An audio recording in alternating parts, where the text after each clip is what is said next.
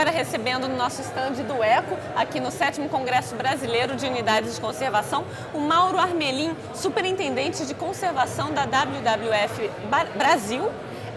Mauro, qual o papel do terceiro setor, das ONGs, das redes, movimentos da sociedade civil nas unidades de conservação, por favor? Bom, o movimento do terceiro setor, o movimento ambientalista principalmente, ele tem um papel determinante, onde ele ajuda, apoia, completa o governo.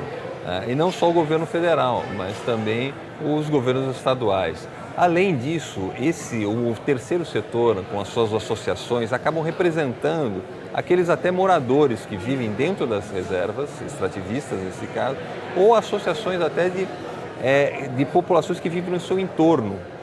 E assim também podem propiciar um ambiente de negociação junto ao governo e participação ativa dentro da gestão daquelas unidades de conservação. Então, aquelas unidades de conservação que são unidades para a sociedade, tem também uma diferença entre a sociedade que vive em São Paulo e a sociedade que vive no seu interior e no seu local. Então, esse terceiro setor tem essa função de representar os interesses e colaborar para o desenvolvimento e proteção dessas áreas. Claro. Quando a gente pensa, então, nos desafios, problemas que as unidades de conservação enfrentam hoje, o que você tem percebido aí como superintendente, né, de conservação da ONG? Sem dúvida nenhuma, acho que a manutenção financeira das unidades de conservação hoje é um ponto crucial. É lógico que nós temos unidades de conservação com 1 milhão de hectares e com 3 funcionários do Instituto Chico Mendes ali. Então, quer dizer, não adianta simplesmente aumentar o número de funcionários, mas também vai ter que ter a sustentabilidade financeira vai não simplesmente suprir a necessidade de novos funcionários, mas também a necessidade de treinamento e também do envolvimento dessa sociedade local. Porque a conservação dessas unidades só vai ser realmente efetiva quando todos estiverem interessados em que ela exista. E essa comunidade local, esse entorno, tem que estar envolvido. E para isso nós precisamos de recursos para que eles sejam envolvidos, sejam treinados, sejam capacitados e também dê opções de uso daquelas unidades também para essas populações. Certo. No Brasil nós temos aumentado então a criação de unidades de conservação. Me parece que só a nível federal são 312 unidades, somando aí as estaduais, municipais, ultrapassa o número de 1.000 unidades. Sim. Ao mesmo tempo, vocês alertam para a perda de biodiversidade? Há esse descompasso, então? Existe sim uma perda de biodiversidade eminente. A tendência é de perder cada vez mais, porque ao ponto de que o mundo todo tem 13% de áreas protegidas e o resto? Para onde foi aquela formação natural?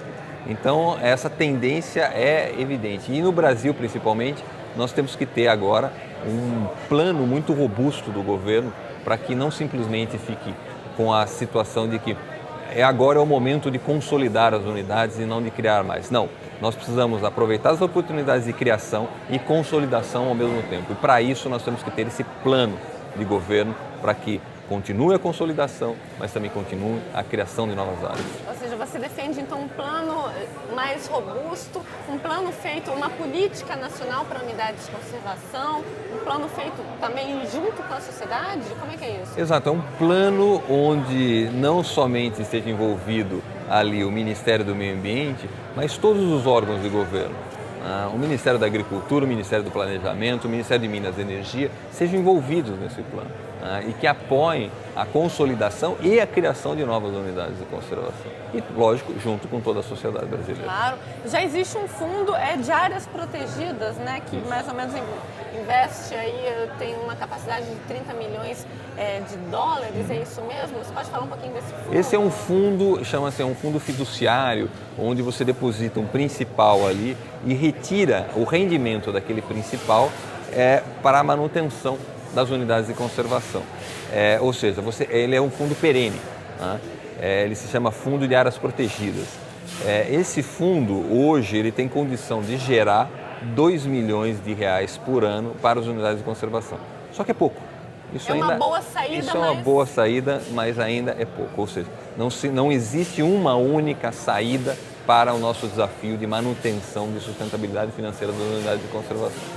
onde vamos ter essas iniciativas, mas é inevitável que o governo se prepare para aumentar seu orçamento destinado à manutenção das unidades de conservação. Está na faixa de quanto esse orçamento, especialmente destinado para as unidades? Eu não tenho ideia, mas ele é baixo. Ele é baixo, porque se pegarmos todo o orçamento do Ministério do Meio Ambiente, está em torno de algo de 500 milhões por ano, não é possível que esse vá um valor considerável para as unidades de conservação, mesmo porque desse valor, boa parte vai para a folha de pagamento, né? Então, quer dizer, não tem um recurso... tanto é que a gente já sabe que não é suficiente, que as unidades de conservação dependem ainda, boa parte, de recursos de doação da cooperação multilateral com os países, né? Então, se não precisasse desse recurso, se fosse todo orçamentário, tudo bem, mas ele depende ainda dessas doações de organismos multilaterais. Certo, a gente então, só para terminar uma última questão, a gente está precisando ainda aprender a gerir melhor os nossos recursos financeiros e ambientais, também é isso? Exatamente, eu acho que nós precisamos agora, o desafio precisamos contabilizar o que temos em termos de bem natural, de capital natural, e também entendemos de quanto nós precisamos investir para a manutenção desse capital natural. E esse ponto agora é crucial, né? Nós não podemos perder nenhum centímetro dessa biodiversidade dentro das unidades de conservação que nós já temos. Certo, muito obrigada. Muito obrigado. Eu recebi agora aqui no stand o Mauro Armelin, superintendente de conservação da WWF Brasil, que participou nesta quinta-feira, dia 27 de setembro, do último dia do 7º Congresso Brasileiro de Unidades de Conservação.